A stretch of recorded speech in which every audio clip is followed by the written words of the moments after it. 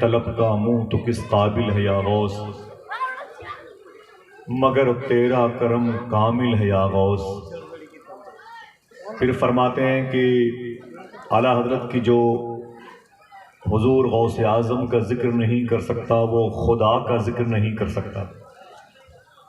فرماتے ہیں کہ جو تیرے ذکر سے زاہل ہے یا غوث، وہ ذکر اللہ سے غافل ہے یا غوث۔ فرماتے ہیں حضور غوث اعظم کی جو میری تعریف کرتا ہے فرشتے اس کی تعریف کرتے ہیں۔ میرا امام کہتا ہے کہ ملک مشغول ہیں ان کی ثنا میں، جو تیرا ذاکر و شاغل ہے یا غوث۔ میرے امام کہتے ہیں کہ جو قرن و سیر میں عارف نہ پائیں وہ تیری پہلی ہی منزل ہے یا غوث۔ فرماتے ہیں غوث اعظم کی مجھ سے جو مانگو گے ملے گا۔ میرا امام کہتا ہے میں آپ سے آپ ہی کو مانگ رہا ہوں۔ کہا تو نے جو مانگو گے ملے گا، رضا تجھ سے تیرا سائل ہے یا غوث۔ اللہ کا لاکھ لاکھ شکر و احسان ہے کہ اس نے زندگی عطا فرمائی، ایمان کی آنکھوں سے دیکھنے کے جن کو طاقت دی، ان کے دربار کی نوکری کا شرف بھی عطا فرمایا۔ آئیے ایک دوسرے سے قریب ہوں، حضور صلی اللہ علیہ وسلم کی سنت کو فالو کریں۔ میں سلام کروں اور آپ جواب دیں۔ میرے بڑے بھائی بہت ہی خوبصورت نظامت کرتے ہیں، ان کی آواز میں تو بڑا پریشر ہے، تو میں تو بڑا تھکا ہوا آدمی ہوں، اور میری کچھ آواز بھی شستہ ہے، یوں کہیں کہ چھوٹی سانس ہے میری، اور بہت ہی شائستہ اور سنجیدہ انداز میں بات کرنے کا میں اہل ہوں۔ شاید یہ وجہ ہے کہ دور تک کے لوگ سنتے ہیں۔ ابھی اس وقت آپ کو یہ آواز شاید اچھی نہ لگے، لیکن ہو سکتا ہے کہ جب آپ یہاں سے اٹھ کے گھر کی طرف جائیں تو یہ آواز آپ کے تعاقب میں آپ کے پیچھے پیچھے گھر تک جا سکتی ہے۔ میرا کام اب نہ رہا ہنسانا کھلانا، بڑے سلیقے سے آپ سنتے ہیں، اسی لالچ میں اس شہنشاہ کے دربار میں حاضری بھی ہو جاتی ہے، اور ان مقدس علماء کرام کی بارگاہ میں بھی کچھ لمحے بیٹھنے کا شرف حاصل ہو جاتا ہے۔ اللہ میری اس نسبت غلامی کو قبول فرمائے، اور ان مبارک شخصیتوں کو جو علم رسول، علم علی، علم رضا کے وارث ہیں، اللہ ان کے فیضان و کرم کو اور دوبالا فرمائے۔ اور آپ یہاں پر جلسے میں ایک ہنگامہ آرائی کی صورت میں نہیں بلکہ کچھ سیکھنے، ایک انسٹیٹیوٹ ہے، ایک کالج ہے، ایک کانوینٹ ہے، ایک درسگاہ ہے، ایک خانقاہ ہے، ایک کیمپس ہے، ایک لاج ہے، ایک گراؤنڈ ہے، جہاں آپ کچھ سیکھنے کے ارادے سے آئے ہوئے ہیں۔ اگر ایسا ہے تو بہت اچھی بات ہے، مجھے یقین ہے کہ آپ بہت خوش ہوں گے اور اپنی ذات پر مبارکباد پیش کریں گے۔ تفریح تباہ کے لیے آپ یہاں پر نہیں آئے ہیں، حضور کی محبت دل میں کیسے پیدا ہو اس چراغ کی لو کو تیز کرنے کے ارادے سے آئے ہوئے ہیں۔ تو سب سے پہلے ہم کو اور آپ کو درود شریف پڑھنا ہے مل کر کے۔ تیار ہیں آپ لوگ؟ درود شریف پڑھیں گے انشاءاللہ۔ میں پہلے سلام کر لوں، پھر سے آپ کی محبت میں تھوڑی سی آواز اپنی یہاں تک پہنچا دیجیے گا، تاکہ اس امانت کو میں ان علماء کرام کے حوالے کر دوں، پھر اس آواز کو سرکار محبوب داتا شاہ صاحب قبلہ کی دہلیز کے توسل سے اللہ اس کے رسول کی بارگاہ تک وہ آواز پہنچتی ہوئی ہم اور آپ دیکھ سکیں۔ السلام علیکم ورحمۃ اللہ وبرکاتہ۔ بہت بہت شکریہ، بس میرا کام ہو گیا، آپ نے میری سلامتی کی دعا کر دی، اب بس آپ بھی سلامت رہیں، میں بھی سلامت رہوں۔ دیکھیں حضور پر درود پڑھنے کا معاملہ ہے، ایک عظیم اور باوقار اور مستند شخصیت نے 5-7 منٹوں میں ایک جملہ دیا جو ان کی تقریر میں پنہا تھا کہ ہمیں یہ نہیں پتا کہ حضور کہاں ہیں، حضور کو پتا ہے کہ ہم کہاں ہیں۔ ایک جملہ میں چاہتا ہوں کہ اس کو آپ بھی ریورس کریں ذرا سا۔ اگر ہم آپ کے علاقے کی زبان نہیں جانتے بنگالی، تو آپ بھی بہت زیادہ اردو نہیں جانتے، اس کلیے کو غلط ثابت کر دیجئے گا۔ ہم جب بھی حضور کا نام لیں آپ سبحان اللہ کہہ دیجئے، اور کوئی جب مدینے کا نام آئے تڑپ جایا کریں آپ، ٹھیک ہے؟ آپ کا یہ عقیدہ باور کرایا حضرت نے کہ ہمیں یہ نہیں پتا کہ حضور کہاں ہیں، حضور کو پتا ہے کہ ہم کہاں ہیں۔ آواز پہنچی میری؟ ذرا آپ بھی میری آواز سے آواز ملائیں۔ ہمیں یہ نہیں پتا کہ ہم کہاں ہیں، حضور کو پتا ہے کہ ہم کہاں ہیں۔ یہ عقیدہ رکھیں آپ۔ اب اس عقیدے کو فالو کرے تو دو بات بتا کر کے پھر ایک بات نظامت کے حوالے سے، پھر ایک دو شعر جو آپ کی سماعتوں کے معیار کے لائق ہوں گے، میں اسے ڈھونڈ کر کے آپ تک پہنچا دوں گا تاکہ آپ اس مبارک شعور و فکر کے پنجرے میں اس سے مبارک لہجے میں باتیں کر سکیں۔ دیکھیں، حضور کو ہمارے ہونے کی خبر ہے، آپ کے آنے کی خبر ہے، یہاں بیٹھنے کی خبر حضور کو ہے، آپ کے جانے کی خبر حضور کو ہے۔ یہ صوبہ بنگال، بہار اور جھارکھنڈ، اڑیسہ کی زمین کا یہ معجون ہے جہاں اس وقت ہم بیٹھے ہوئے ہیں۔ یعنی آپ یقین کر لیں کہ آپ کو یہ نہیں معلوم کہ حضور کہاں ہے، لیکن حضور کو پتا ہے کہ ہم کہاں ہیں۔ اگر یہ عقیدہ آپ پر غالب آ گیا تو آپ جس گھر میں داخل ہوگے، داخل ہونے سے پہلے اس گھر کی بے برکتی باہر چلی جائے گی، برکتیں اس گھر میں قیام کر لیں گی۔ آپ جس ہاسپٹل کے قریب سے گزرو گے، مریضوں کو اللہ شفا عطا فرما دے گا۔ جس سوکھے ہوئے پیڑ کے قریب بیٹھ جاؤ گے، اس کی پتیاں تازہ ہو جائیں گی۔ جس بیمار سے باتیں کرو گے، اس کو صحت واپس ہو جائے گی۔ جس نحوست والی زمین پہ ٹھوکر مار دو گے، اللہ وہاں برکتوں کی بارش کرے گا۔ کب؟ جب آپ کا یہ نظریہ ہو جائے گا ہمیں یہ نہیں پتا کہ حضور کہاں ہے، حضور کو پتا ہے کہ ہم کہاں ہیں۔ حضرت کی تقریر کا پلیٹ فارم یہی ہے۔ ایک بات سنیں آپ، اسے فالو کریں آپ، نہ تھی کوئی لطیفے، نہیں کوئی کہو کی محفل ہے۔ سنیں، جب حضور دیکھ رہے ہیں تو بات حضور کی ہونی چاہیے۔ ایک ملک ہے جسے کہتے ہیں یمن۔ کیا کہتے ہیں؟ زور سے یہ نام لیں۔ حضور نے اس ملک کے لیے دعا فرمائی ہے، ملک شام و یمن کے لیے۔ یمن میں ایک شہر ہے جسے کہتے ہیں بلخ، جہاں ابراہیم بن ادھم رہتے تھے۔ اب وہ مسقط عمان میں آرام کر رہے ہیں۔ یمن کی زمین میں ایک شہر ہے جسے کہتے ہیں بلخ۔ وہاں ایک بہت بڑے عالم دین تھے جن کا نام تھا علامہ علی بلخی۔ علماء بیٹھے ہوئے ہیں، ان کے قدموں میں میرا سر ہے اور میری اصلاح کریں، اور آپ آئے ہوئے ہیں تو آئیے کچھ باتیں کریں۔ اسی شہر میں ایک عالم دین ہے، ان کا نام ہے علامہ علی بلخی۔ کیا نام ہے؟ سب لوگ بولے کیا نام ہے؟ علامہ علی بلخی ان کا نام ہے۔ رمضان کے مہینے میں ان سے ایک شخص نے ایک سوال کیا، ایک مسئلہ پوچھا، اے علی بلخی ذرا یہ بتائیں، اگر رمضان کے مہینے میں تھوڑی سی الٹی ہو جائے، متلی ہو جائے، قے ہو جائے، اندر کا کھانا باہر آ جائے تو کیا روزہ ٹوٹ جاتا ہے؟ پہلے تو آپ مفتیان کرام سے اس مسئلے کو دریافت کر لیں تو یہ بتائیں گے کہ اگر تھوڑی سی الٹی ہوگی تو روزہ نہیں ٹوٹے گا، اور اگر منہ بھر الٹی ہوگی تو روزہ ٹوٹ جائے گا۔ سمجھ لیا آپ نے؟ ان کا سوال یہی تھا۔ بولے اے علامہ علی بلخی ذرا یہ بتائیں کہ تھوڑی سی الٹی ہونے پر کیا روزہ ٹوٹ جاتا ہے؟ تو علامہ علی بلخی نے فرمایا کہ ہاں ٹوٹ جاتا ہے۔ بہت غور سے میری بات کو سن لیں۔ علامہ علی بلخی نے فرمایا کہ ہاں روزہ ٹوٹ جاتا ہے، اور روزہ ٹوٹتا نہیں۔ ان کی زبان سے نکل گیا ہاں ٹوٹ جاتا ہے۔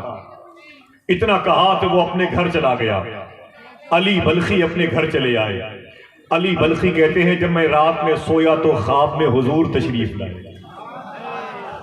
میں کیوں کہوں آپ سے، آپ سبحان اللہ کہیں۔ جس کے خواب میں حضور آئے ہیں وہ ضرور سبحان اللہ کہتا ہوگا۔ جو یہ چاہتا ہو کہ حضور میرے بھی خواب میں آ جائیں وہ بھی سبحان اللہ کہتا ہوگا۔ آپ تو حضور کے عاشقوں کی فہرست میں اپنا نام لکھوانا چاہتے ہیں تو عاشقوں کا رد عمل کیا ہونا چاہیے؟ جب جب حضور کا نام آئے سبحان اللہ کہنا چاہیے۔ علامہ علی بلخی کہتے ہیں جب میں سو گیا تو خواب میں حضور تشریف لائے۔ میرے آقا نے فرمایا علی بلخی تو نے دن میں غلط مسئلہ بیان کر دیا۔ راتوں کو 2-2 بجے رات تک موبائل کا استعمال کرنے والوں، برہنہ تصویروں سے اپنے کمرے کی کھڑکیوں کو بند کر کے اپنی آنکھوں کو گندا کرنے والوں، اپنی آنکھوں کو اتنی آلودہ نہ کر لو کہ حضور کبھی خواب میں نظر نہ آئے۔ اتنا دل گندا نہ کر لو کبھی حضور کی محبت تمہارے دل تک نہ آنے پائے۔ اتنا جان لو کھڑکیاں بند ہیں لیکن عقیدہ وہی ہے، ہمیں یہ نہیں پتا کہ حضور کہاں ہے، حضور کو پتا ہے کہ ہم کہاں ہیں۔ تمہارے سوچنے کی خبر بھی حضور کو ہے۔ جو یہ کہتا ہے کہ حضور یہ نہیں جانتے وہ نہیں جانتے، خدا کی قسم صوفیہ کہتے ہیں کہ ان کے اس نہ جاننے کو بھی حضور جانتے ہیں۔ ان کے اس نہ جاننے کو بھی حضور جانتے ہیں. نعرہ تکبیر. بیٹھے بیٹھے نعرہ رسالت. ماشاءاللہ. حضرت علامہ شاہ مفتی زبیر احمد صاحب اللہ تشریف لائیں. حضور بیٹھے اجازت دیں اور میں تمامی منتظمین کی طرف سے استقبال کرتا ہوں. حضور کرم فرمائے, اجازت دیں. مولانا کمال الدین صاحب قبلہ اپنے تمام پر متوسرین کے ساتھ تشریف فرما ہے. حضور کرم فرمائے. میں آپ کی زبان نہیں سمجھتا لیکن آپ میری سمجھتے ہیں تو کم سے کم اصلاح ہی کرتے رہیے گا. ذرا محبت سے کہہ دیں سبحان اللہ. بات سمجھ لیں تاکہ آپ کل یہاں سے کسی دکان پر جائیں تو حرام پیش کرنے والی نوٹ کو آپ یہ کہیں کہ ٹھوکر مار دیں کہ حضور دیکھ رہے ہیں. گالیاں دینے کے لیے نفس ابھارے تو چپ ہو جانا کہ حضور سن رہے ہیں. سمجھے میری بات؟ علی بلخی کہتے ہیں میرے خواب میں حضور تشریف لائے. میرے آقا صلی اللہ علیہ وسلم نے فرمایا علی بلخی, دیکھیں علماء بیٹھے ہوئے ہیں, میرے آقا فرماتے ہیں اے علی بلخی تو نے دن میں غلط مسئلہ بیان کر دیا. سن علی بلخی, تھوڑی سی الٹی ہونے پر روزہ نہیں ٹوٹتا. تو نے کیا کہہ دیا کہ روزہ ٹوٹ جاتا ہے. علی بلخی کہتے ہیں جب میری آنکھ کھلی تو آنسوؤں سے میری آنکھیں تر تھی. کہتے ہیں پوری زندگی میں نے کسی کو مسئلہ نہیں بیان کیا. جب بھی لوگوں سے ملتا تھا میں ہاتھ جوڑ کے لوگوں سے کہتا تھا اے لوگوں آہستہ بولا کرو حضور سب سنتے ہیں. اے لوگوں کسی کو گالیاں مت دیا کرو حضور سب سنتے ہیں. اے لوگوں زمین پر دھم دھم مت چلا کرو حضور سنتے ہیں. اے لوگوں کسی غریب کی غربت کا مذاق نہ اڑایا کرو حضور سنتے ہیں. یعنی ہمیں یہ نہیں پتا کہ حضور کہاں ہیں, حضور کو پتا ہے کہ ہم کہاں ہیں. اب آپ یہاں آنے کا مقصد سمجھ گئے. جو اچھا تصور آپ کے دل میں کل سے آئے گا اسے اللہ اس کے رسول کی طرف سے قبول کر لیجئے گا. کسی کے بارے میں برا گمان بھی کرنے سے پہلے سوچئے گا کہیں ایسا تو نہیں کہ حضور کو میرے اس غلط سوچنے کی خبر ہو رہی ہے. میری بات سمجھ لیں. اتنا ہی اگر آپ نے یاد کر لیا تو آپ کے آنے کا مقصد حل ہو جائے گا. ایک آخری بات کرتا ہوں, اسے یاد کر لیں, اس کے بعد ایک شعر پڑھوں گا. کوئی ایک آدمی کہہ دے سبحان اللہ. ایک نام آپ نے سنا ہے, 100 سال پہلے کے بزرگ ہیں, ان کا نام ہے علامہ امام یوسف نبہانی. میری باتیں آپ موبائل میں ریکارڈ کر لیں لیکن اس وقت موبائل کا استعمال نہ کریں, وہ کسی نہ کسی حوالے سے باتیں پہنچ جائیں گی.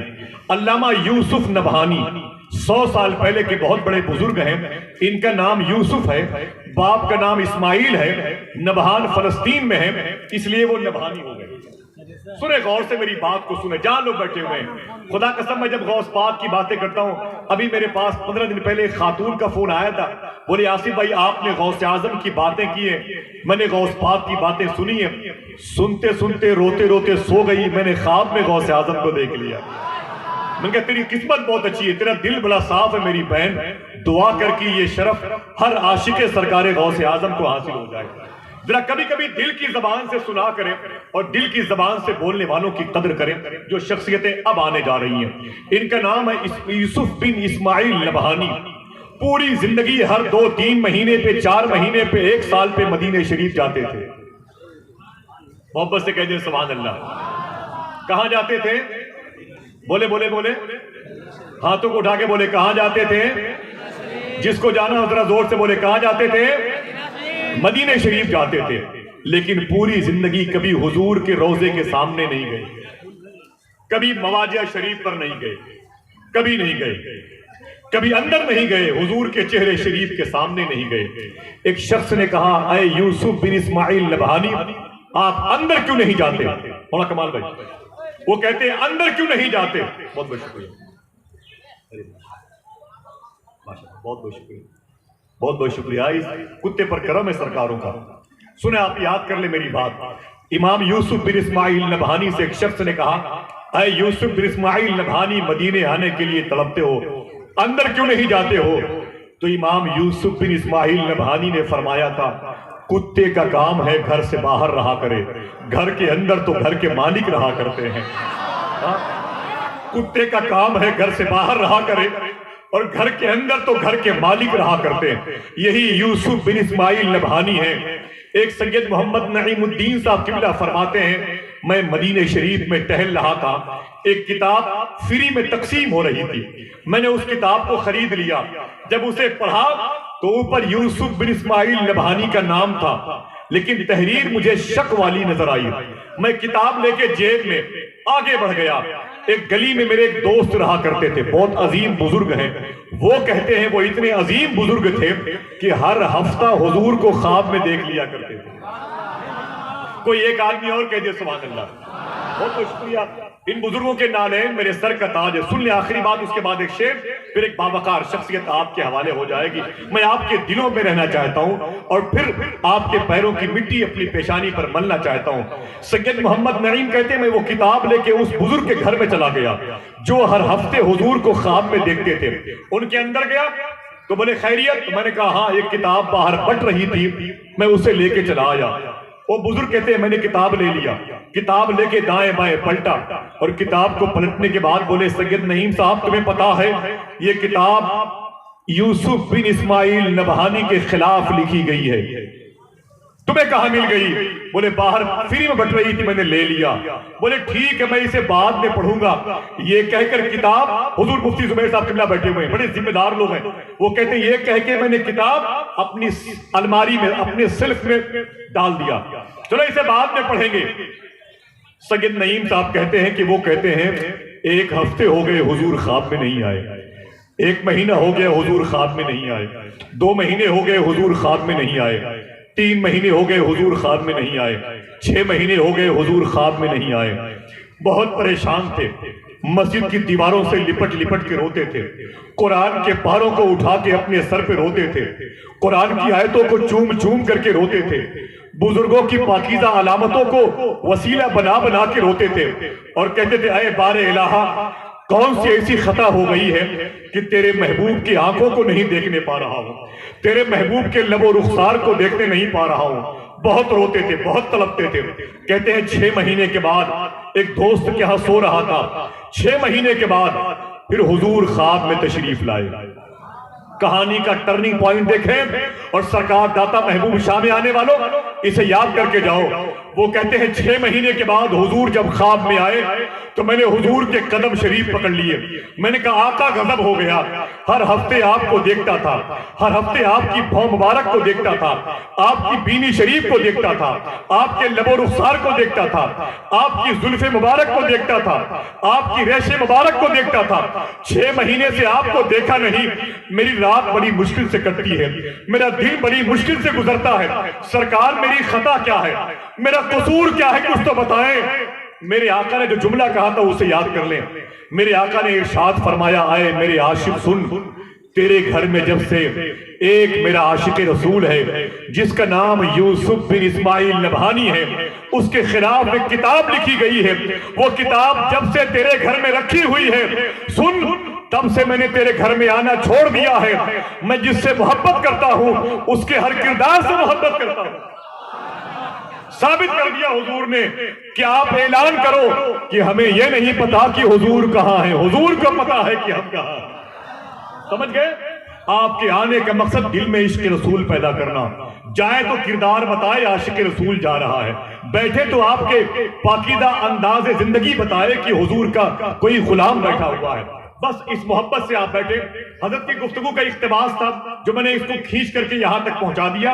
اب ایک نعت کا شعر پڑھتا ہوں اور پھر خطیب اہل سنت حضرت علامہ شاہ مفتی زبیر احمد صاحب قبلہ کو آپ کے حوالے کرتا ہوں، جس محفل میں شاعر اسلام جناب اسد اقبال جیسے لوگ ہوں، دنیا کے 200 سے زیادہ ملکوں میں جس کی شاعری، اور ایک ایسا خطیب کہ پوری اردو دنیا جس کی تقریر کو سن کر کے اپنے اعتقاد کے بازوؤں کی مشلیوں کو زندگی عطا کرتی ہے، وہ شخصیت علامہ فاروق احمد خان رضوی ناگپور شریف سے تشریف لا چکے ہیں۔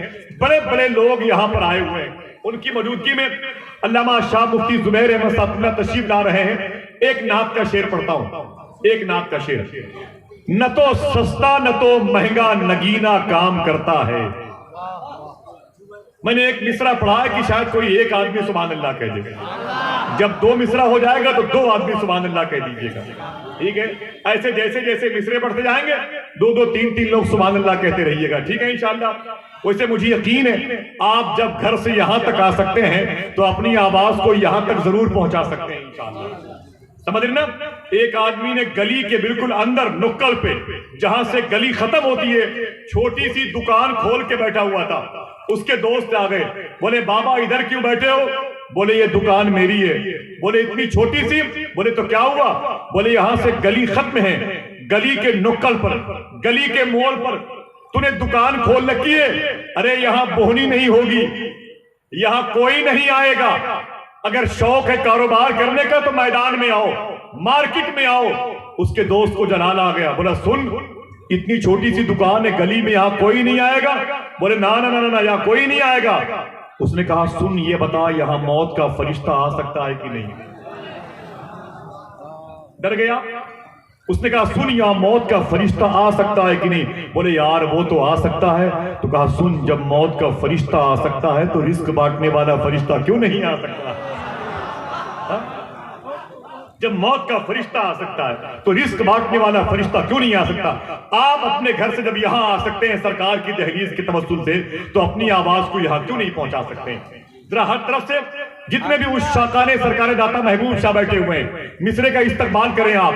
نہ تو سستا نہ تو مہنگا نگینا کام کرتا ہے. آپ کے ہاتھ اٹھے ہوئے ہونے چاہیے تاکہ سرکار کے دربار کے گنبد و مینار گواہی دیں میدان محشر میں. نہ تو سستا نہ تو مہنگا نگینا کام کرتا ہے.